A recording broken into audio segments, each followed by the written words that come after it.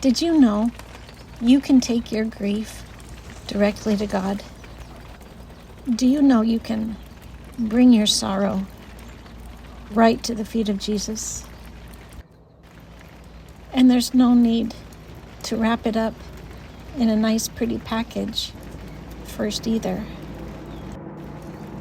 You can bring your sadness to Him, all messy and covered in tears and snot, exactly as it is.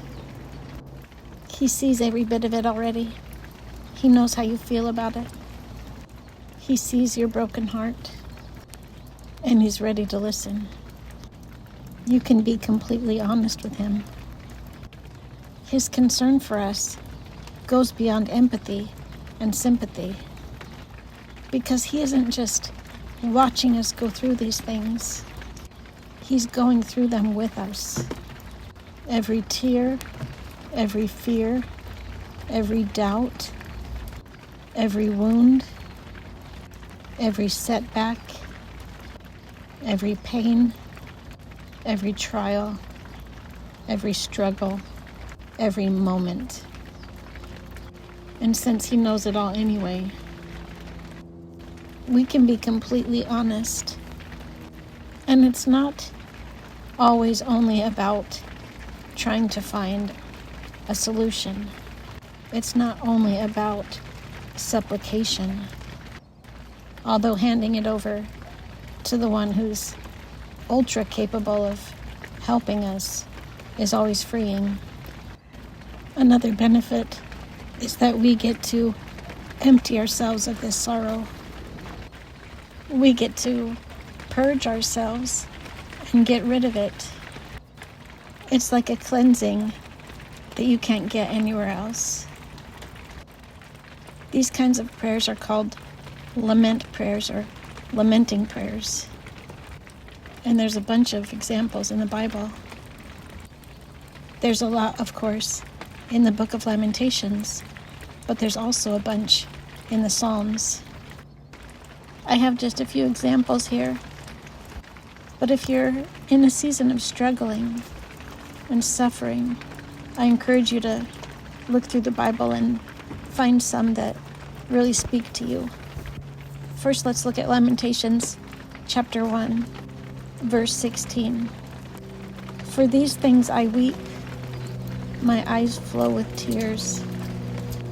For a comforter is far from me, one to revive my spirit. My children are desolate, for the enemy has prevailed. I may not have gone through what Jeremiah was going through at the time, but those words still resonate with me on a deep level. Another example in Lamentations is in the 2nd chapter, verse 11. It says, my eyes are spent with weeping. My stomach churns. My bile is poured out to the ground because of the destruction of the daughter of my people, because infants and babies faint in the streets of the city.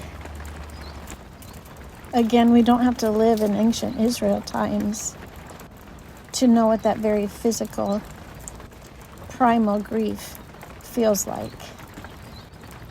Pain is universal. We all understand pain. Now I want to read the full Psalm 13. It's not very long, but it's important because it includes a very important aspect of the lamenting prayer. It says, how long, O Lord, will you forget me forever? How long will you hide your face from me? How long must I take counsel in my soul and have sorrow in my heart all the day? How long shall my enemy be exalted over me? Consider and answer me, O Lord my God. Light up my eyes, lest I sleep the sleep of death. Lest my enemies say, I have prevailed over him. Lest my foes rejoice, because I am shaken. but I have trusted in your steadfast love. My heart shall rejoice in your salvation. I will sing to the Lord, because he has dealt bountifully with me. See what he did there? That last stanza, he turned it around. After bringing his sorrow to God and telling him, this is what I'm dealing with, this is how I feel, this is what's going on. After wondering, God, are you even listening? Do you hear me? How long do I have to go through this? He ends his prayer with a humble heart, and he says, whatever's going on, Lord, I trust you. He trusts God's love. He can look back and see how God has blessed him in the past, and that gives him full confidence in how he's going to bless him in the future. And you can make your lamenting prayers your own too. I don't know how many times I've brought my grief to God, saying, Lord, I really hate this. I don't want to do this. How long do I have to fight? How long do I have to suffer? How much more do I have to struggle? God, I want to give up.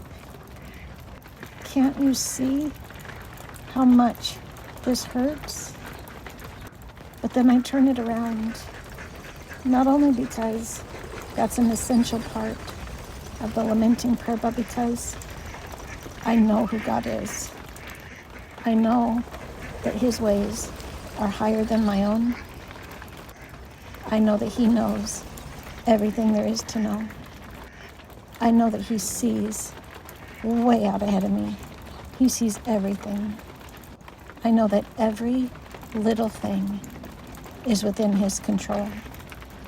I know that he loves me immeasurably.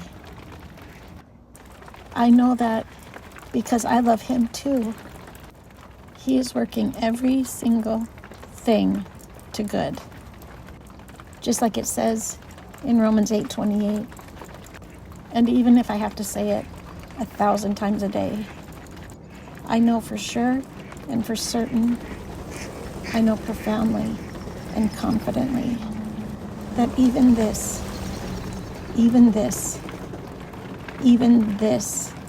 he is working for the good. I pray that this helps you pour your heart out to God today. God bless.